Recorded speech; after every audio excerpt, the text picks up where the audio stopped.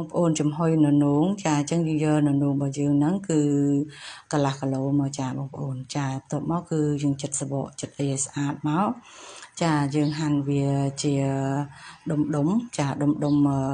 កល្មមមកបន្ទាប់មកយើងពុះវាជា4មកចាហើយបន្ទាប់មកបានយើងយកវាមកលាងទឹកដាក់ជាមួយនឹងអំបិលចាលាងទឹកវាបន្តិចមកចាចឹងលាងទឹកស្អាតហើយយើងដាក់វាឲ្យស្រស់ទឹកមកបានយើងយកវាមករៀបដាក់នៅលើចានគឺយើងដាក់មីសួរនៅខាងក្រោមបានយើងដាក់រនោងរបស់យើងរៀបដាក់នៅខាងលើចាបន្ទាប់មកបានយើងយកខ្ទឹមជ្រក់របស់យើងចាយកមកគឺយើងដាក់ពីលើមកចាដួសវាដាក់ពីលើមកបានយើងយកទៅចំហុយចាចំហុយវាតែ5-10នាទីគឺឆ្អិនហើយចាដល់ពេលដែលឆ្អិនហើយគឺយើងគ្រាន់តែយកទឹកស៊ីអ៊ីវរបស់យើងហ្នឹងចា